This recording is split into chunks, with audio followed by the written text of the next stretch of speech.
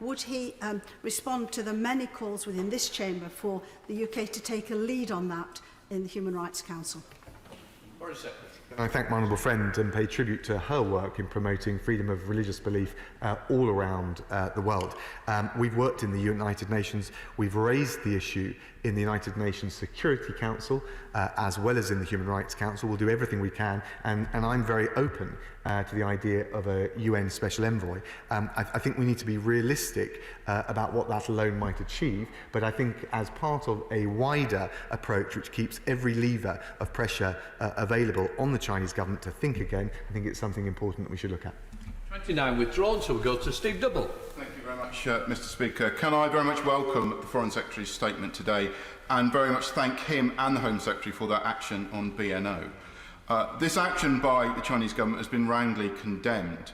Does the Foreign Secretary share my view that this is the time for all countries who are committed to peace, freedom and democracy to come together and make clear to the Chinese government that this action is likely to prove counterproductive in the advancements of their own international interests? I thank my honourable friend. He's absolutely right. And one of the challenges we've got as China exerts all of its economic and diplomatic leverage to sway those to either support it or to stay quiet on these issues is to make sure that people understand and other countries understand quite what is at stake, which is why in the way I framed this, it's important not just to talk about the human rights, the autonomy of the people of Hong Kong, but this quintessential issue of trust. Trust in China's ability to keep its word when it has freely given it, as it did through the joint declaration. Newlands.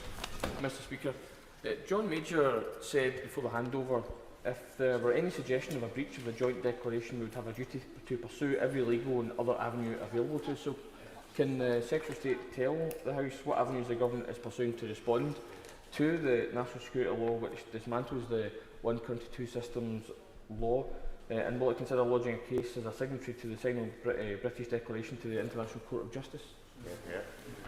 Can I thank the honourable gentleman? And he's not the first person to raise this issue of the ICJ, but as honourable members may or may not know, you cannot submit a case to the court unless it's under the compulsory jurisdiction of the court without the consent of the other side. It's very clear that China would not accept it. I did raise the issue of third-party adjudication with my Chinese opposite number. It's very clear that they will not accept that. So there is not an easy adjudicative route, but I hopefully give him the reassurance that we have already looked at that very carefully.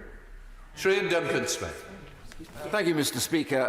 Can I commend my right honourable friend for his statement and for his clear leadership and even his leadership in the UN, and particularly on the Magnitsky arrangements that he intends to bring forward. Can I, however, remind him and others that for China, they think that Hong Kong is collateral damage that they can happily sweep to one side. The truth is they see themselves in an ideological battle about how government should be formed, and they dismiss the rules-based order of the West. They've made that very clear, and they have a strategic view on this. So does he not agree with me? It's time, therefore, for us to bring the free world together, to say to them not just to complain, not just to get rapporteurs, but also to say it's time to hit them in the one place that China worries about, which is its economy.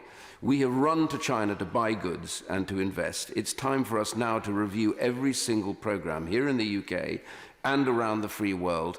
We learnt a lesson 80 years ago about appeasement of dictators. Maybe that should be applied today. Can I thank my right honourable friend and grateful for his generous remarks. He's absolutely right to point to the importance of shoring up the values that we hold dear, the values reflected in the United Nations in the multilateral system. And I think it is right to say that what is at threat here is not just individual obligations in relation to the people of Hong Kong, but a wider question of China trying to recraft the rules of the international system. And it will only take concerted effort with our international allies, Europe, North America, but actually much more broadly than that, which is why the G7 statement in support on Hong Kong was so important, to make sure that we can shore up the multilateral system and the international rule of law. Jim Shannon. Thank you, Madam Deputy Speaker. I also thank the Secretary of State for his statement. I fully understand and appreciate his deep concerns. The Minister is well aware of the Chinese systematic suppression of religious beliefs and human rights towards communities.